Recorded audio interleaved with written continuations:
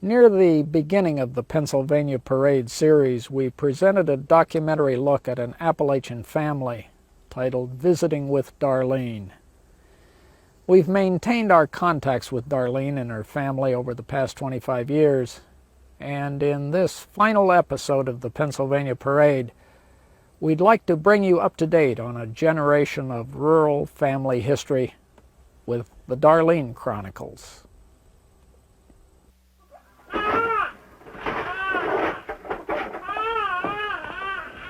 I usually burn wood in the daytime and coal at night.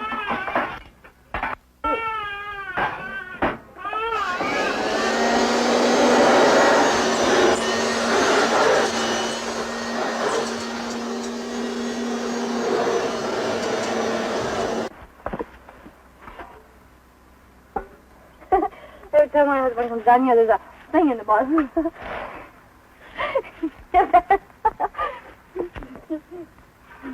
We better not be in there today, because I'll scream for bloody murder. It ain't out yet, but it's only when the bird's out. That's pretty good. Hey! Hey! That bed's calling you. Now beat it. Come on. Come on. Get up! I've had enough of you. Crawl in there. You want me to call your grandpa? Get up.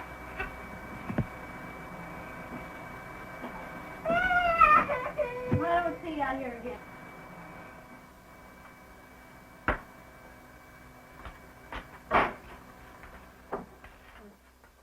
In the fall and winter of 1970, this woman and her family became the focus of a documentary film on life in Appalachia titled Visiting with Darlene.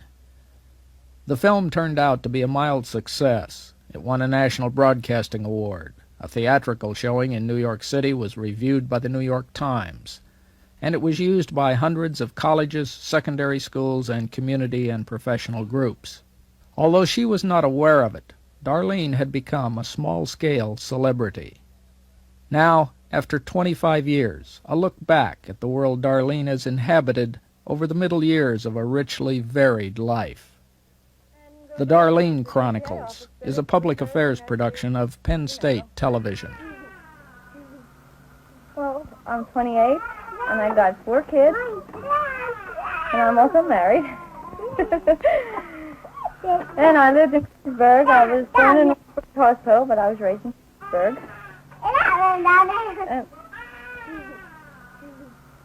You're going to fall! Oh, good God. She did fall off the porch 3 times on that big rock right there. And right now I've got a crybaby. Go give her a bottle. Don't choke her. We had met her by chance while filming a documentary on poverty in rural Pennsylvania. The rundown conditions in which she lived contrasted with her openness in talking about the details of her life, and so over the next several months we returned periodically with our cameras, listening, watching, visiting with Darlene. No, our roof leaks and I want to move out. And he won't see that I get a house to move to. And I can't find one myself because I got 4 kids, and people don't want kids in their houses. You know what I mean? And I won't get rid of the kids. Because that's my life, the kids. Without them, I wouldn't want to live since I got them. Before, I didn't like kids. Now I love them. Could eat that bush rag. Oh, Jesus. Can't wait till next year she'll go to school. I don't know. I told you he was out. Darlene and her family lived in 3 rooms in a converted hunting cabin. Her son Blair was 2 years old, and her oldest daughter Terry was 6. Her husband's name is John, although he's more often called Bud, and her second daughter Tracy was 3 at the time. Bonnie, 2 months, was the youngest. Darlene's days were spent mostly at home alone with her 3 youngest children, while her husband was at work driving a truck and her oldest daughter was in school. The rougher you are with these kids, the better than I can, all 3 of them. Ow! Morning! I believe you got sister socks on, Tracy. I do. Good for you. Helps keep your feet warm. Darlene, where's John Bonnie? Where do most of your kids' clothes come from? Salvation Army. Can you get fairly good stuff? Oh, fairly. Some things you think they can wear, you get in there, you gotta either remodel it or give it to a bigger kid or a smaller kid or somehow or other. Her clothes so far come from the Salvation Army. She didn't get one thing new since she'd been born. And I wanted to get her a couple dresses, you know. They haven't had. No, behave. They haven't had any last time I was in there, you know, little dresses for babies. And they're expensive, almost $5 a piece. Oh, my God. I thought big dresses for school first graders was terrible. Get out of here. Well, sit down then. I got my food stamps. Great. I went into the bank and picked them up Monday. Made 2 trips in. I forgot them the first time. And I was at the store. Everything on the bottom shelf there is what I got. How about that? What about that?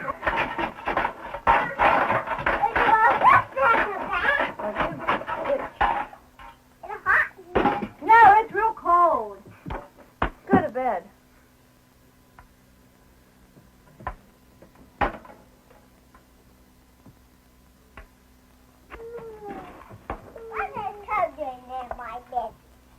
You put it in there, dum-dum.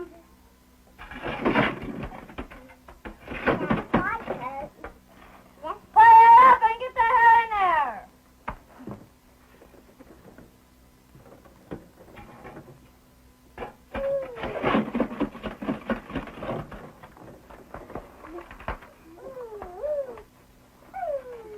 Oh, my God.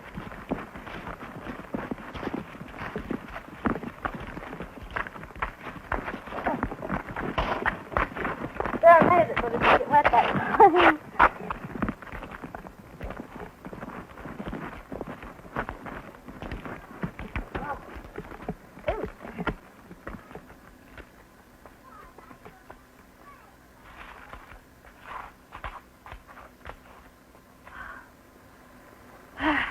I'll make it.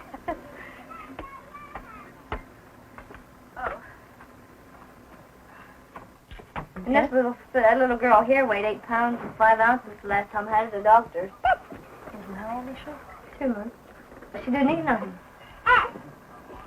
She didn't like what they were feeding her. Of course, I don't blame them. Here, take it. They tried to get her to drink water. That was just like trying to lead a puppy dog to something they didn't like. She never ate anything for meals. She did just spit it up. But they fed her. She eating any better now? She's a good bit better now. She drinks one of these little bottles. When I brought her home, she drank about 2 ounces out of it. Now she's doing pretty good. Except for that milk I don't like. I don't even like the smell of it. Want some candy, Mom?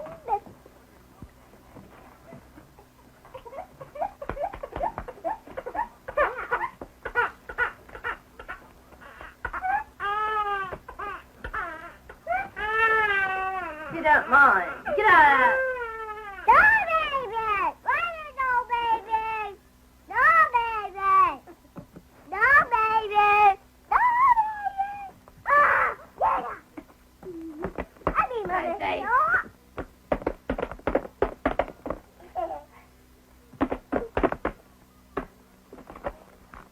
Stay a little bit!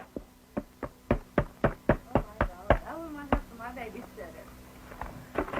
Boing, you missed her. What, you're going to come in the face of that?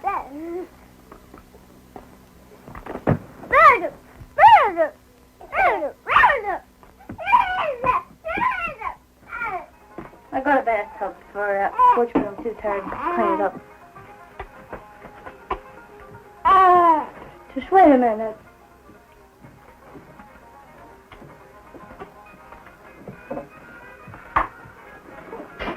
As our filming continued, a question occurred.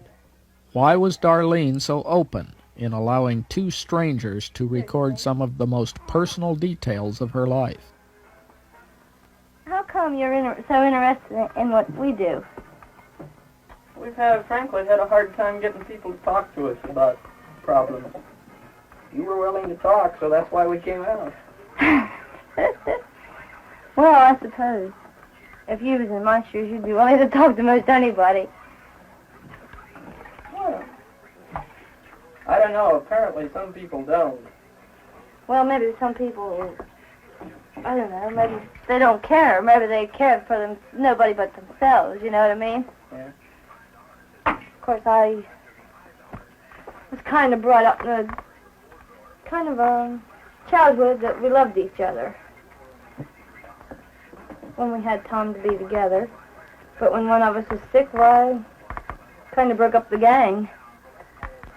But we always cared what happened to one another. If one of the neighbor kids would get sick, we'd all go together and get her, you know, something to get it well, get well cards or something. And, well, you know how it is. In my neighborhood, it was nothing but boys. It was a gang of boys. How about that? I thought that was what every young lady wanted. Not me. I hate men. All men want just what they get. Don't dissuade it. They want to make kids and they don't want to daddy them.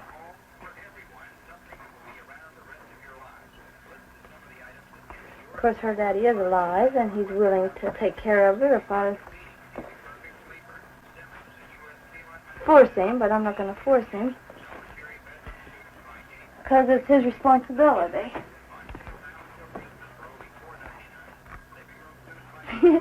Laugh, you little... You tickle in her belly and she's laughing.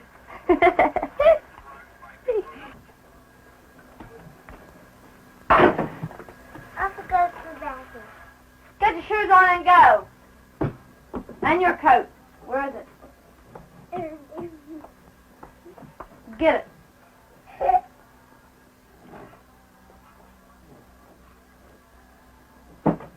Hurry up. Goodbye.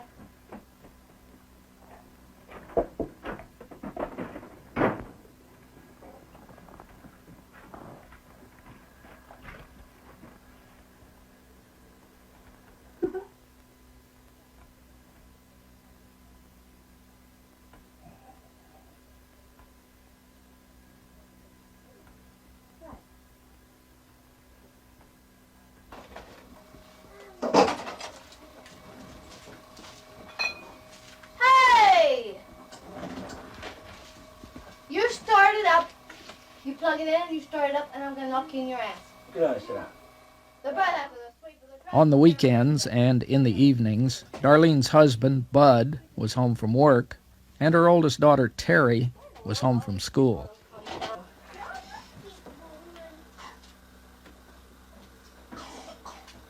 I'm going to put butter on Blair's, I believe. Maybe he'll eat it. What? Eat, Tracy. For Terry. It's not going to kill ya!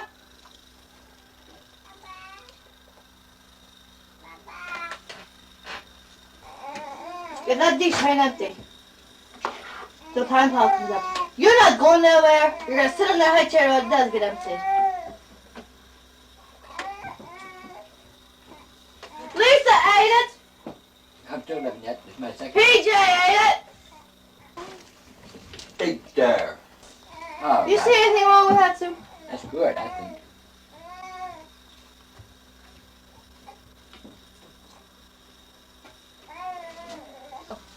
Messed up my beautiful hair. Funny haircut. Hey! Give me scissors. Give me scissors. No, I'm a professional. I'm no amateur. I cut it before and he never said a word. Yeah, but I didn't look at it.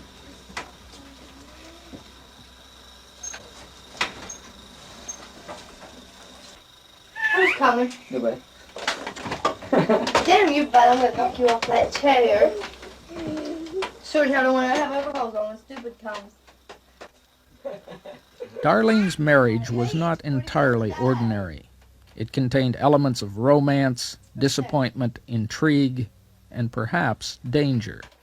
How old were you when you got married? How old? 20. How old did your husband live? 38.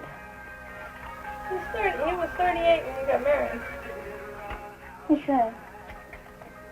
Of course, I never believe it. I don't believe any man. Was your mother living when you got married? Mm-hmm. What did she think about the whole thing? She wanted me to forget a certain somebody.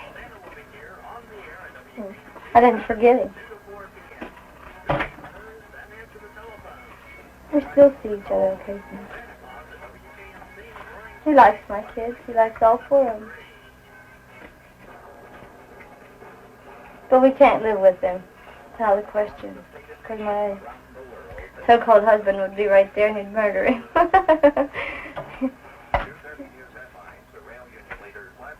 He threatened to kill us both if he ever caught us together. He caught us, you know? He caught us. No. That certain someone was up here last night.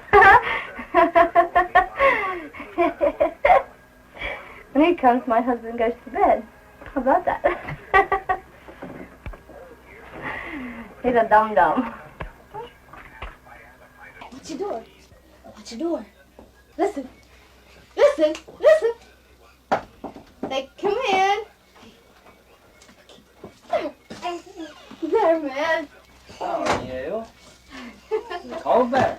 No, look at his measles. Look here. See a smile?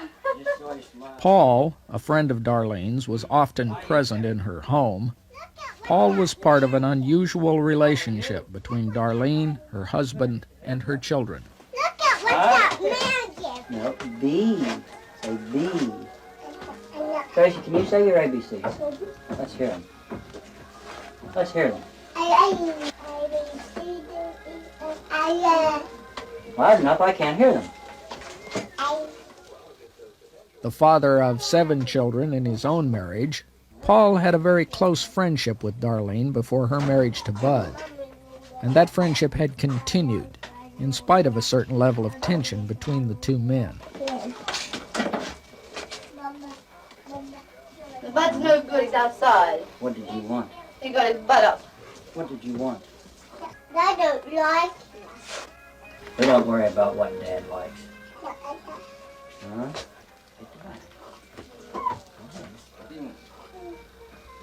Reach up and touch your ceiling. Can you? Stand up. Stand up. Touch your ceiling. Touch your ceiling.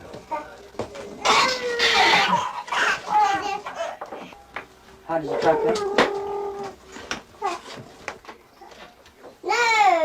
Terry, did you brush your hair if you're going with me?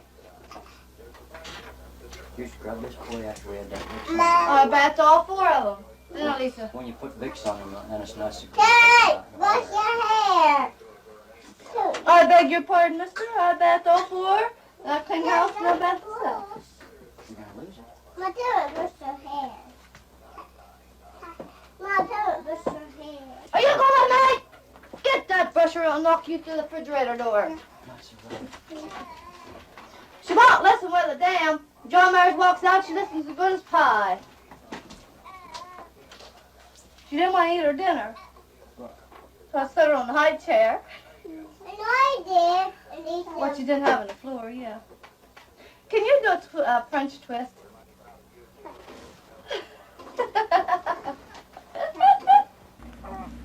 Yeah, you're growling because Mama covers up your face, aren't you? Mama covers. This was the only time Paul visited Darlene's home while we were filming. He had come to pick her up along with her children for a shopping trip to a nearby town. Move over. Let's get in there. I'm glad I met you people. Well, we'll see you now. Bye.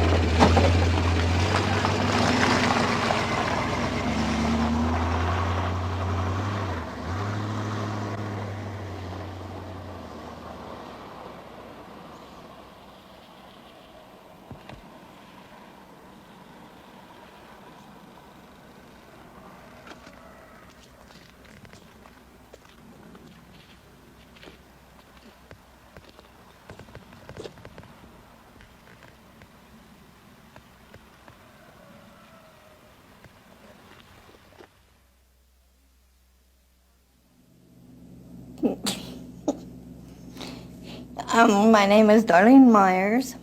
I live in Reservoir Road, Holdysburg. I'm 50 years old. She is older, heavier, still without running water and a bathroom, still married. Her children, there are 5 in all, are grown and mostly gone. Some of them are not on speaking terms with their mother, and others make only occasional contact. Darlene's earlier male companion, Paul, that certain someone, has moved out of her life, with some regrets on her part. She is sometimes subdued, sometimes active, still the complex and fascinating woman whom the producers first met in 1970. Our contacts with Darlene and her family continued intermittently, but in the early 1980s the old cabin was suddenly empty. Neighbors directed us across the valley to a new stage in Darlene's life, a house that she had purchased for $20,000, money she had saved from her household budget over the first 20 years of her marriage. Terry, Darlene's oldest daughter, was planning to join the Army at the time we visited. We later found out that she had decided to stay home and get married instead. Darlene Myers came in to see her brother, and I was in and out on the trips on the job at the time, and she didn't know I'd come in the hallway, and when she turned around to go out the hallway, it ran right back into me. During a visit in 1987, we found that Darlene's life had again moved on. We were introduced to her new companion, Bob, the former owner of a small trucking company whom she had bumped into 3 years earlier. One thing and another, and we ended up, all of us were together, her family and me. Smart move. Now this house has no toilet facilities in it. It has no running water right now because the water line went out on it. The whole back line of the house. Bob had 2 children, one by each of 2 former wives, and he took an immediate interest in the conditions in which Darlene and her family lived. I think they deserve something better. And if I can be the one that helps them get it, all well and good. They have a choice of 3 she's looking at right now. I don't know which ones they would approve. That one? Bob had moved ahead on a plan to replace Darlene's 60-year-old house with a new one. The funding for the house was to come from low-income loan and grant programs. That's part of their file. But there were some problems that had not yet been resolved. And that's welfare. There's a stack of welfare papers right there. Darlene and Bud's complex history with welfare and unemployment and her ownership of a house created significant eligibility questions with both public and nonprofit agencies. Darlene was, in effect, not poor enough. Yeah. Give you a different kind? No, same thing. Bud, Darlene's husband, was still living with the family. He had been laid off from a bus mechanic's job 2 years earlier and was just beginning to collect Social Security payments. And 2 of Darlene's children, her youngest daughter Bonnie and her oldest son Blair, were coming home from school while we were filming. The last time we had seen them, Blair had spent most of his time in a crib, and Bonnie was in a bassinet. Get up here too. Oh, get up there. All right, I'll be. Hold it. This way. There's times they get angry as hell at me, but a lot of other times I think they care a little bit anyway. They're peaceful. But I try to teach them the right way to do. Sometimes it isn't quite so easy to do as it is said. You walk like you're about beat. Did you tell Flaky I told him he was flaky? Darlene's youngest son, Roy, also arrived home from school. It was our first, and as it turned out, our only opportunity to meet the youngest member of Darlene's family.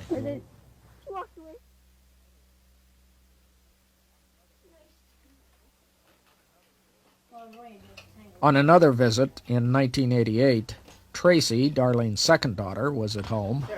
Hold it up in front of you, Tracy. Yeah, oh, that's really cute. Yeah, that's you. That is not me. That is you. No, that ain't. That's the little rugrat they had. Yeah. PJ knows how little you was. You had little girl. I never changed. Tracy was 3 when we had first filmed. After high school, she had enrolled in a state job training program. That does not look like me. And still living with Darlene at the time were her husband, Bud, and her companion, Bob. Yeah, there comes Bonnie. She's gonna give me a candy bar, but she has to pay for it. There she. Yep, with Yeah. almonds. Give me $1, you can have one. No, they're not worth a candy bar? dollar. No, not worth the dollar. What are you blushing for, Bonnie? Did they, is it Johnny today? Yeah, I saw Johnny. Get out of it. I want to see Is that boy coming? I doubt it. Is he gonna call? Uh-huh. He's not allowed to come. I said so. Moving at you, huh? I didn't say so either. You wait! I'm getting tired of picking on me already. I walk in the door and first thing I get my picture taken, and then I get picked on. Get a They picture. said, who was taking your picture? Oh, now we A can see friend. it. Now we can see it. Yeah. Ah! You just hit my ear. What'd you want to say about your ears? Oh yeah, what do you say about your? Nothing. He said they look nice. And that's the phone. And that's John. That's John. Hello. Yeah, somewhere between here and there. What do you want? There's nobody for you. Back up. Okay. Bonnie's standing here dancing. I am not standing still. Yeah, she's dancing for the camera. All right, here she is. She's blushing. Her face is red. Here she is. Yes. Bob, he said Bye. he wants a picture. He wants to get his picture taken with Bye, me. honey. Yeah. The way he's talking, him and Becky's gonna kind of get back together, and what the story is, they're gonna try and make Bill jealous. Only Bill's gonna get mad and say, "There, you can have her. I don't want her," and then he's gonna be stuck with Becky. And Bonnie's dumb enough to go with it, along with it. He plays footsies under the table. Darlene's interest in romance and intrigue had continued in the advice she gave to her daughters. Well, you're supposed to stand back and not even see this whenever he's making a pass at her. Uh-huh. She goes along with a lot of things, and she's so stupid, ain't I know. Can't help it. You break up with him and then you go back with him, I'm gonna brain you. Bonnie dropped out of school a week before her graduation, the only one of Darlene's children not to finish high school. She left the area shortly after and has only occasional contact with her family. Taking my pills.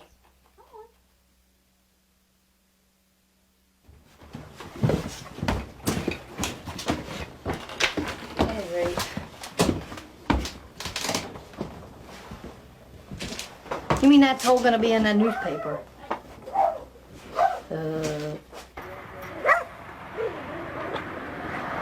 In 1990, Darlene and her family were still living without the customary household amenities.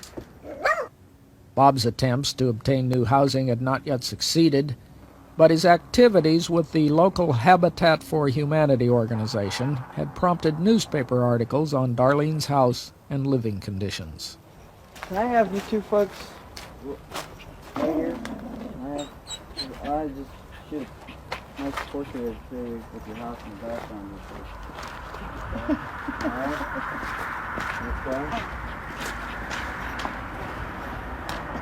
Alright, just look straight ahead towards me here. Here we go, first one. We're good.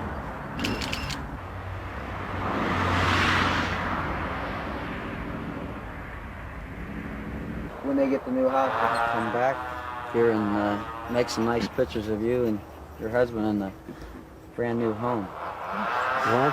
Here Real real helpful. shortly. What I'm really hoping for is that it does some good for a lot more people. If we can get this Due in part to the fact that Darlene owned her home, the Habitat for Humanity organization chose another house for an improvement project, and Darlene's long wait for new housing continued.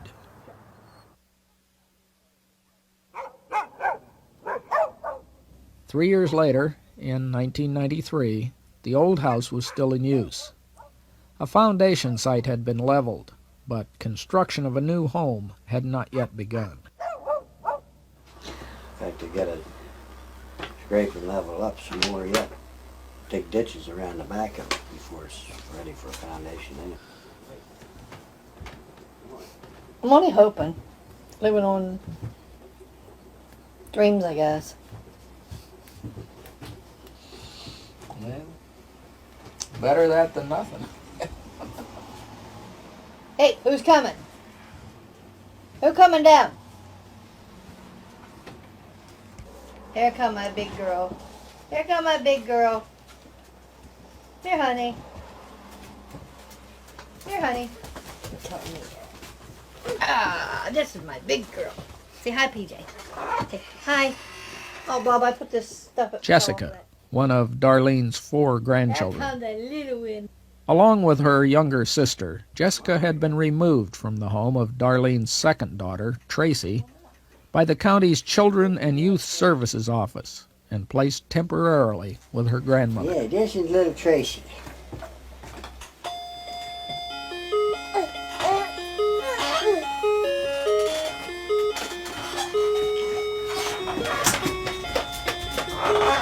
Pap, Grandpap. I see her. Really good boy.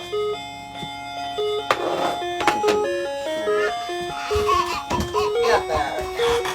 Jessica, get up.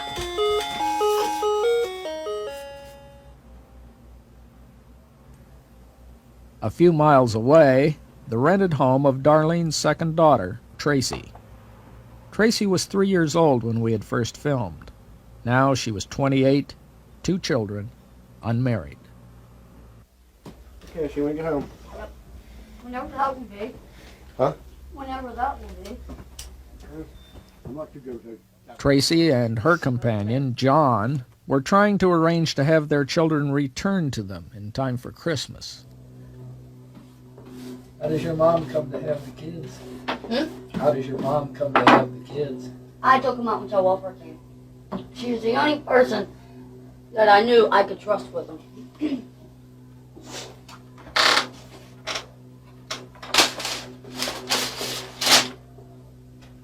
They coming back? Yeah. Yeah, Joe Welfare said they're not here to take him, they're here to really help us out and everything. But they'll see that we get him back.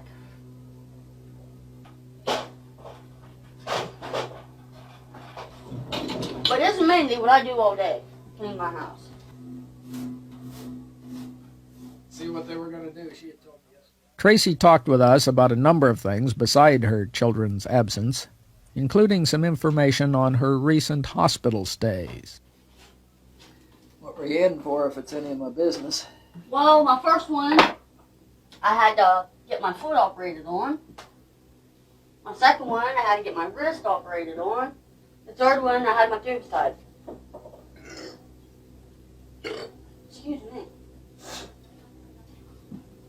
And I figured that's enough for me. I had my tubes cut, burnt, tied after I had the baby.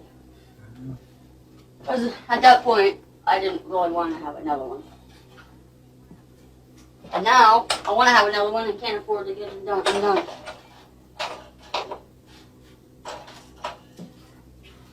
So I'm just happy with 2.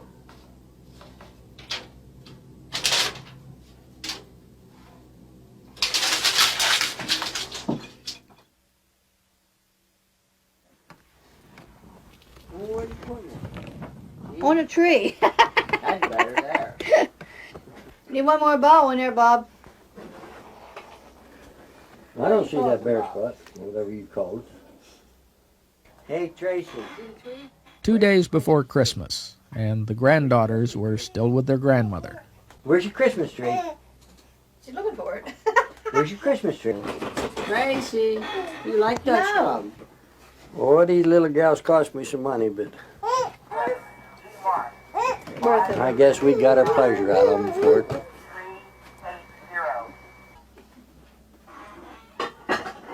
I don't like his coffee pot. Don't keep the coffee pot. It keeps it hot. Does not. You got it lopsided, son. One of these.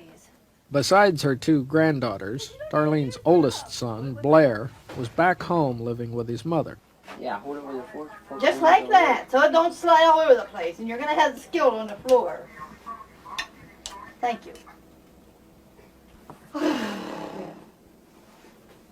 Now, if we had some light on the subject, we might be able to see something.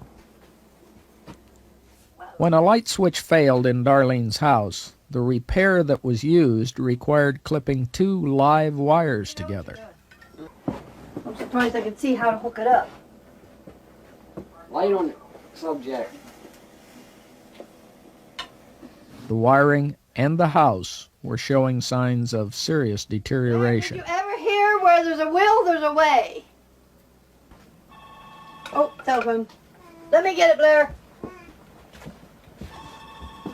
She'll probably hang up on me. Hello. Yes. For you. Hello? Uh-huh.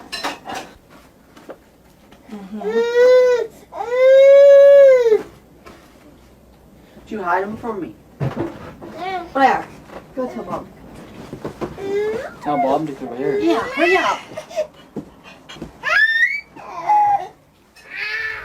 Bob's movements were restricted as he was recovering from a hip replacement operation. Well, here, and then he'll explain it to me. I'm like Tracy. Bob has to explain everything to us when somebody tries to tell us something. So he'll explain it to me after you explain it to him, okay? Okay, here he is. What are The hell am I going to Johnstown for?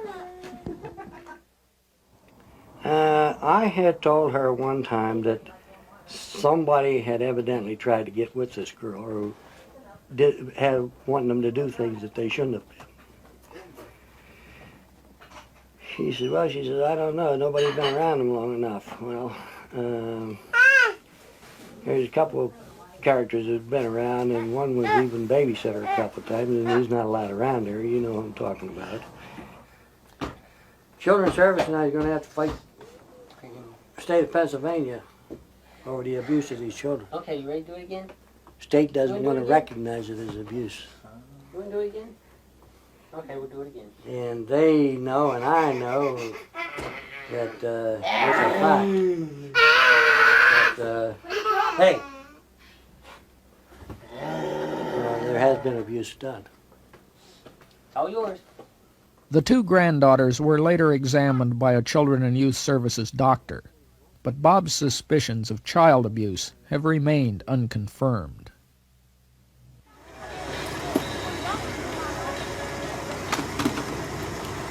Later in the day, the girls were taken down to see their mother and father. You wake up so I can talk to you, damn it. Well, she's been up early this morning. After first she get to sleep. Well, she doesn't need to sleep right now. It's daylight. What are you my trying to do? fault. Get her days and nights mixed up again? She was awake all that time, wasn't She's she? been wanting to take a nap. What's this? What's this? Then we're coming home. We just went up once and down, and that was it. It ain't out yet, but it's only in the bird out. That's pretty good. That's Mommy when she was a little baby like you. That's calling you. Yeah, that was Mommy when she was a little baby like you. Almost 25 years had passed since the original filming, when we arranged for Darlene and her husband to see themselves and their family as they had appeared a generation earlier. She never ate anything for me. Oh, she did spit it up. But they fed her. Their mommy holding the bottle. Mommy trying to hold the bottle for the baby. No, mommy trying to take the bottle. She's better now. She drinks one of these little bottles. When I brought her home, she only drank about 2 ounces out of it. Now she's doing pretty good. Except for that milk I don't like. See I that? don't even like the smell of it.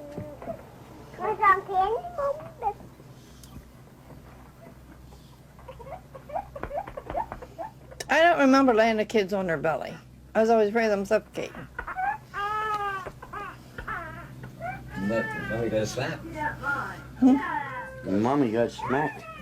There she is. And there's Mommy rolling around on the floor.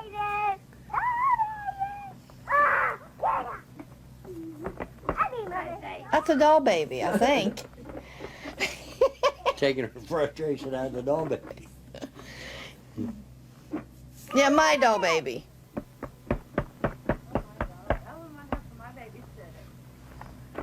That's right. You can go see. You go see. We've shown 25 years with one Appalachian family in a way that hardly does justice to the richness and complexity of their lives.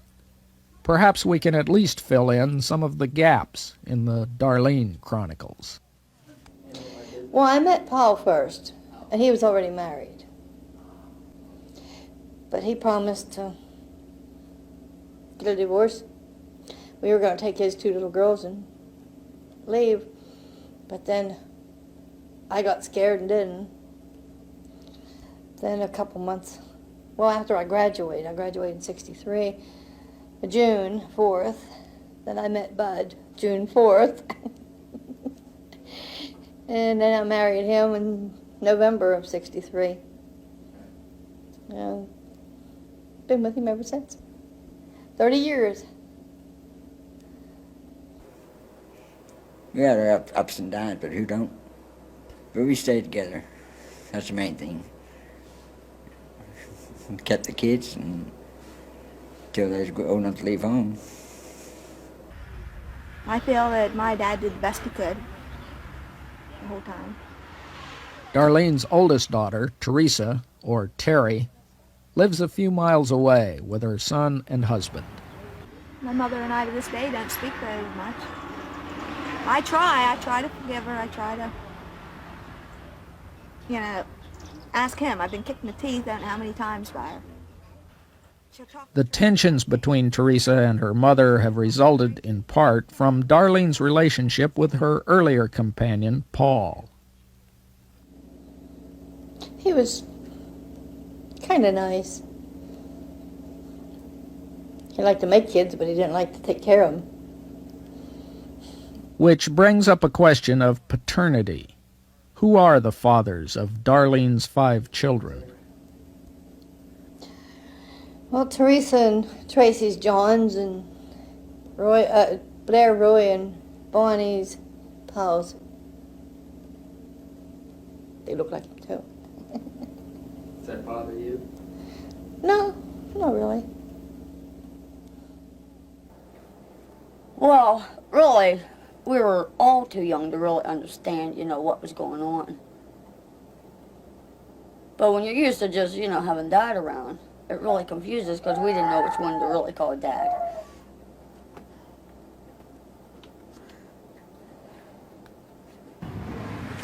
I think that she had a husband home and she didn't need to run around on him. And Paul, he wasn't the only one. There was numerous different guys up there. Except most of us kids belong to Paul. You or you don't? Or do you? I don't know. Oh, yes, I do. So you're Paul. I've got his blood type. Oh.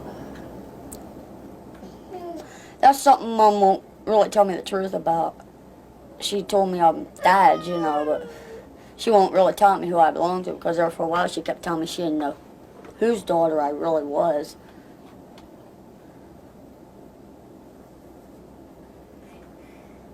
So I don't know.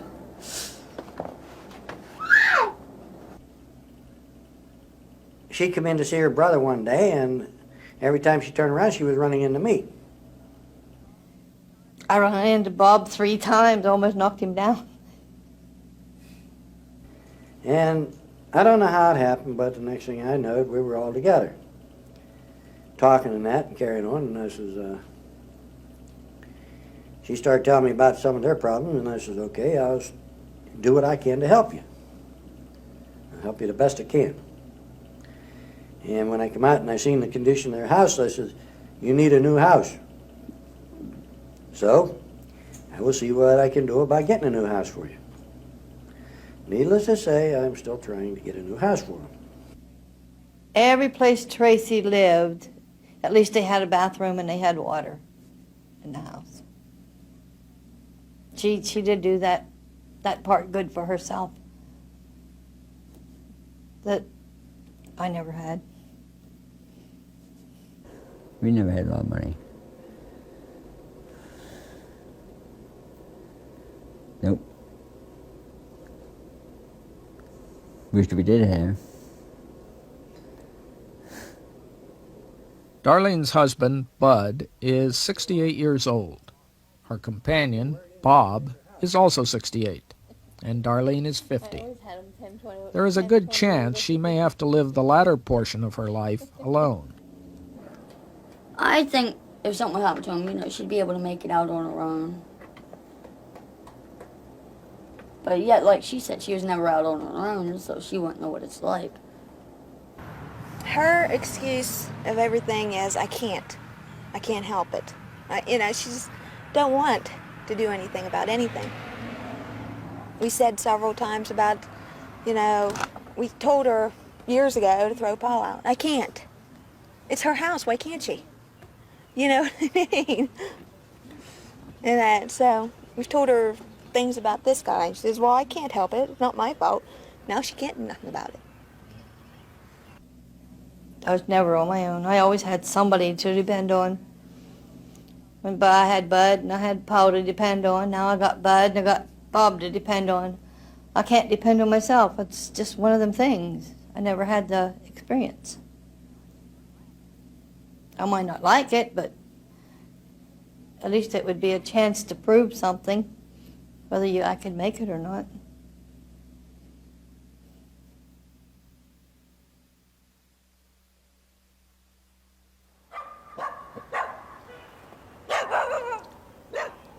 Mid-February 1994, and Tracy's house was once again filled with familiar sounds.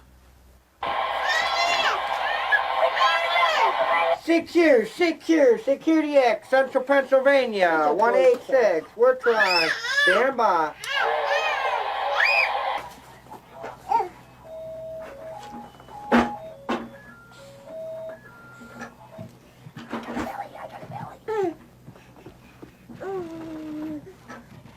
After almost 4 months, Tracy's daughters had returned home, leaving their grandmother without any children to care for. I told Tracy I wasn't going back. I kissed the girls goodbye. I said, I won't never see you again. I didn't want to let Tracy go. I wanted little Tracy. She reminds me of Tracy when she was little. She's my little doll baby. I'll give her a hug and tell her goodbye.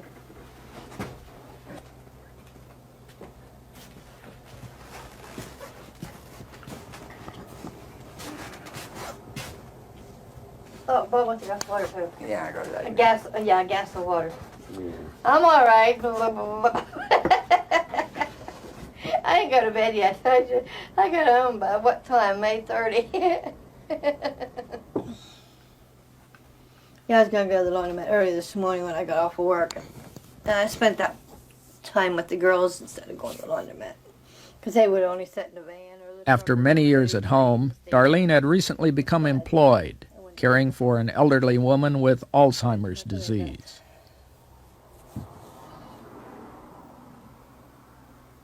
Tracy will be calling after a bit, probably. She said she'd call me later. She hadn't called me for a week, and then she called me yesterday. I won't call her. Nope. I won't call nobody. Did you find it? Did you find it? It is a suitcase filled with Darlene's family photographs. Here's another picture of the kids when they were... Terry was 8, Bonnie was 2, Roy was 1, Blair was 3, and Tracy was 6.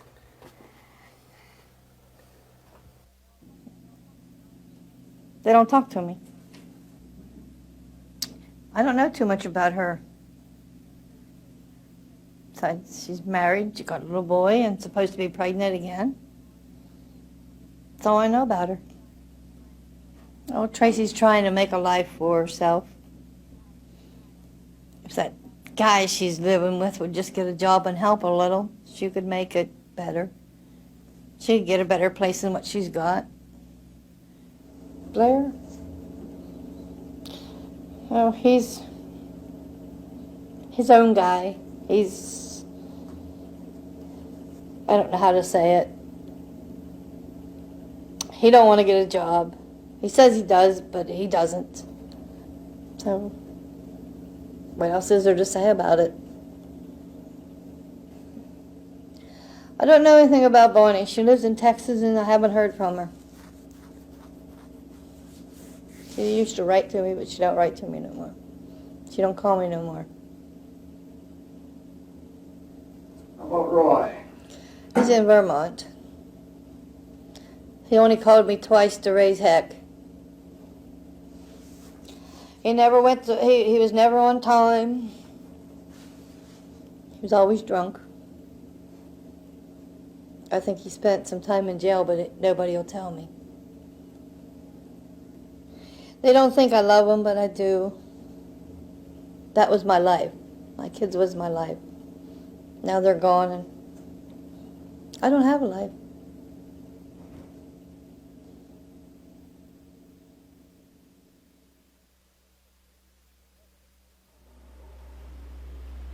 Inevitably, the world changed. Up in Paw Paw Hollow, the gravel road is now paved, and the old three-room cabin sits empty and decaying. The tangled lives of Darlene and her family have moved on. There are grandchildren, plans for a new house, old pictures, memories. The future is, as always, uncertain, except for the certainty of continuing change. It has been 25 years. Perhaps in another 25, someone will return and continue the Darlene Chronicles. She has been our most enduring subject. The 25-year documentary record of Darlene and her family is a television rarity, and as good a way as any to complete the Pennsylvania Parade. We appreciate your attention to our efforts to provide a documentary portrait of rural America. For Penn State Public Broadcasting, I'm P.J. O'Connell.